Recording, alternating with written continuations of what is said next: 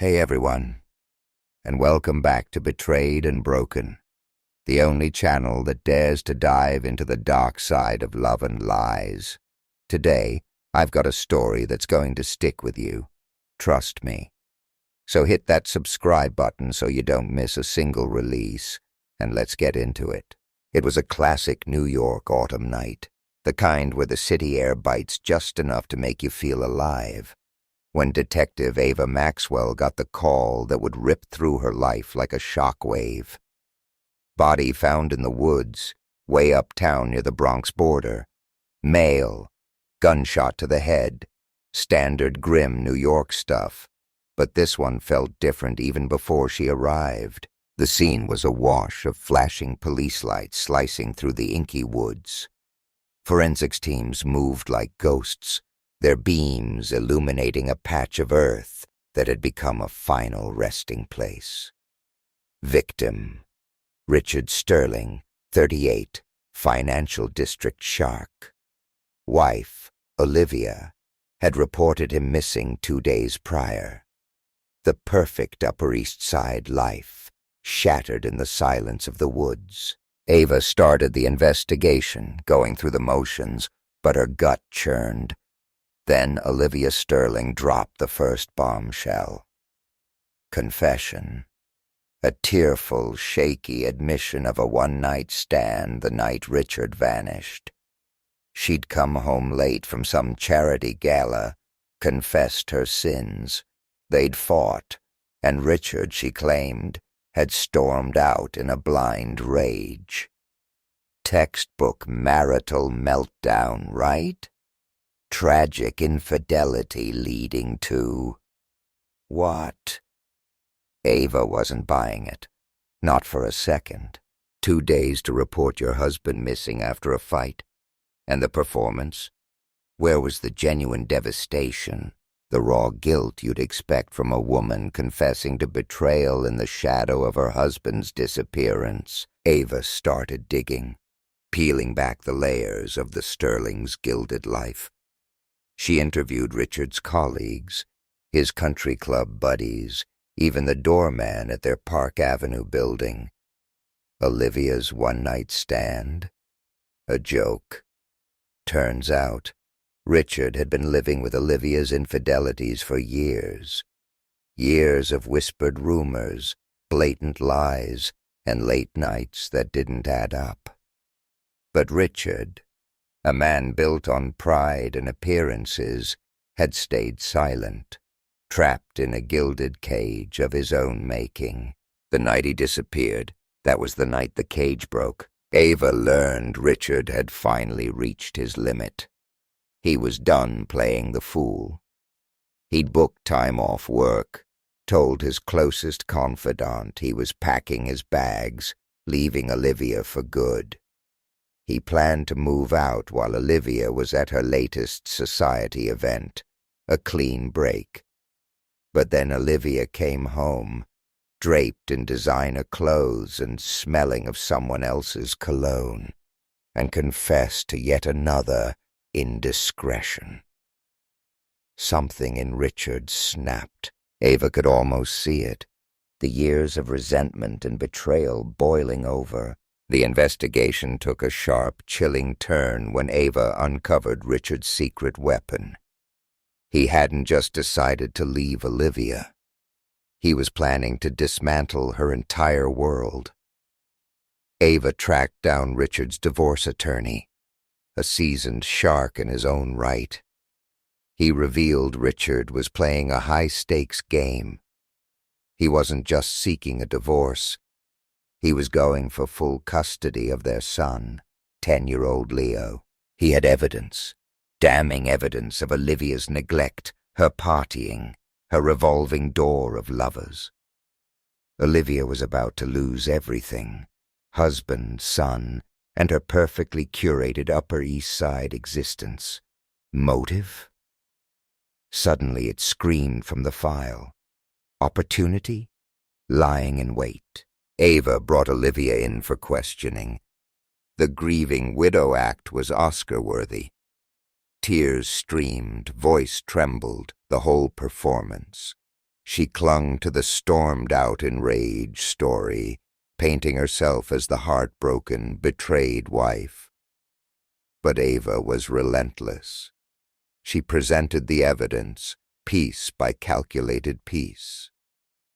Richard's divorce plans, the custody battle looming, Olivia's history of infidelity, the carefully constructed facade began to crack, hairline fractures turning into gaping chasms. Then, in the sterile interrogation room, under the harsh fluorescent lights, Olivia shattered. The tears turned to sobs, then to guttural screams. She confessed. That night when Richard threatened to take Leo, something inside Olivia had detonated. She'd seen her perfect life crumbling before her eyes. In a blind rage, she'd grabbed Richard's Glock from the nightstand, the one he kept for home security, a pathetic attempt at masculinity in their sterile apartment. She claimed she only meant to scare him. A stupid, impulsive act. But the gun, she sobbed, had gone off. Just like that. Richard was dead. Panic, she said, had consumed her. Not grief, not remorse, but pure, unadulterated panic. Olivia admitted to concocting the stormed-out story, buying herself precious time to cover her tracks, to weave a web of lies so intricate, so believable, that no one would suspect the truth. But the truth, Ava knew, is a relentless predator. It always hunts you down. As they led Olivia away in handcuffs, the mascara tracks on her face mirroring the cracks in her perfect life, Ava felt a chilling sadness. A man dead, a boy fatherless, a woman's life irrevocably destroyed. All because of a cruel tapestry of betrayal and lies that had spiraled into unimaginable violence. In the aftermath, the silence of the precinct felt heavy, suffocating.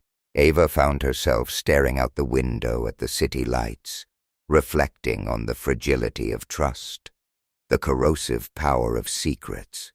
It was a stark, brutal reminder that even behind the shimmering facades of wealth and privilege, darkness could fester, waiting to erupt. Weeks bled into months after Olivia's dramatic confession and arrest. Case closed? To the public, maybe. But for Ava, the case of Richard Sterling's murder was far from over. Olivia's motive, her tearful admission of guilt, it all felt too clean, too convenient. Something in Ava's gut still screamed foul play, something colder, more calculated than a crime of passion. She couldn't shake the nagging feeling that crucial pieces of the puzzle were still missing, hidden beneath layers of deception. Ava started reinvestigating, meticulously re-examining every piece of evidence, every witness statement, every financial record. One question gnawed at her. If Olivia had truly acted in a moment of blind rage, a sudden snap fueled by fear of losing her son, why the elaborate, almost theatrical cover-up? The staged crime scene in the woods, the days of calculated lies about Richard's disappearance, the carefully crafted performance in the interrogation room, it all pointed to premeditation, a cold, deliberate act masquerading as a tragic mistake. Ava refused to accept the tidy narrative of a jealous wife snapping under emotional duress. She knew monsters hid in plain sight, especially in this city, and Olivia Sterling, with her ice queen demeanor and bottomless capacity for lies, fit the profile perfectly. Ava went back to Richard's divorce lawyer, Daniel Hayes. Hayes was a man who dealt in the messy realities of broken marriages, a world where love turned to ash and money became the ultimate weapon. He revealed a crucial detail that had been buried in the initial investigation, a detail that sent a shiver down Ava's spine. Richard hadn't just been planning to leave Olivia, he was systematically dismantling her life. Hayes explained Richard had uncovered a web of financial deceit, years of Olivia siphoning money from their joint accounts, funding her lavish lifestyle and secret affairs with Richard's hard-earned cash. He had proof, meticulously documented, ready to be presented in court. The divorce wasn't just about custody. It was about financial ruin for Olivia. Hayes also revealed Richard had been one step ahead of Olivia in another crucial way. He suspected she was monitoring his emails, his phone calls. So, he'd set up a separate, encrypted communication channel with Hayes, sharing his plans, his evidence, everything. He'd anticipated Olivia's potential for retaliation, for violence even. Richard Sterling, the Wall Street shark, had been playing a dangerous game, and he knew it. Armed with this new information, Ava dove deeper into the Sterling's financial records. She followed the money trail, tracing the illicit transfers from their joint accounts to a labyrinth of offshore accounts and shell corporations, all controlled by Olivia. It was a staggering amount, millions siphoned away over years. Olivia hadn't just been cheating on Richard. She'd been systematically robbing him blind. She was building a financial fortress, preparing to abandon Richard long before he'd even considered leaving her. The betrayed wife narrative was crumbling into dust, revealing a portrait of a cold, calculating predator. The real breaking point, Ava realized, wasn't just the divorce, or even the threat of losing Leo. It was the exposure. Richard was about to expose Olivia's lies, her betrayals, her financial crimes to the world. Her carefully constructed image, her Park Avenue princess persona, was about to be shattered. Olivia, a narcissistic woman addicted to control and appearances, couldn't tolerate exposure. Scandal was her kryptonite. Financial ruin was unthinkable. Losing Leo was a blow to her ego. But public humiliation, the unmasking of her true self, that was a fate worse than death for Olivia Sterling. A new, chilling picture emerged. One of a conniving, morally bankrupt woman who had made a calculated decision to permanently silence Richard, to eliminate the threat he posed to her carefully constructed world. Her initial story of infidelity and a heat-of-the-moment fight hadn't passed muster. It was too simple, too convenient. So, Olivia had been forced to improvise, to construct an elaborate lie, a theatrical performance designed to deceive everyone, including the police. But Ava was seeing through the performance now, seeing the cold, calculating mind behind the tearful facade. As the case hurtled towards trial, Ava received an unexpected call. It was from a woman named Clara Jenkins, a member of Olivia's exclusive book club, a group of impeccably dressed, impeccably behaved Upper East Side women who gathered weekly to discuss literature and sip Chardonnay. Clara was hesitant, her voice trembling with fear. But she had a story to tell, a secret she'd been carrying for months. On the night of Richard's murder, Clara revealed, Olivia had called her, not in tears, not in distress, but in a state of frenzied exhilaration. She'd been bragging, gloating even. "I took care of him," Olivia had hissed into the phone, her voice laced with venom. "That pathetic husband of mine, he thought he could leave me. He thought he could take my son. I showed him." Clara, terrified and disgusted, had hung up, burying the chilling confession deep inside. But as the trial approached, as the media frenzy surrounding the Sterling case intensified, Clara's conscience had finally cracked. She couldn't stay silent any longer. Clara's testimony was a bombshell. It was the final, irrefutable confirmation Ava needed, the smoking gun that shattered Olivia's carefully constructed defense. Premeditated murder, cold-blooded execution.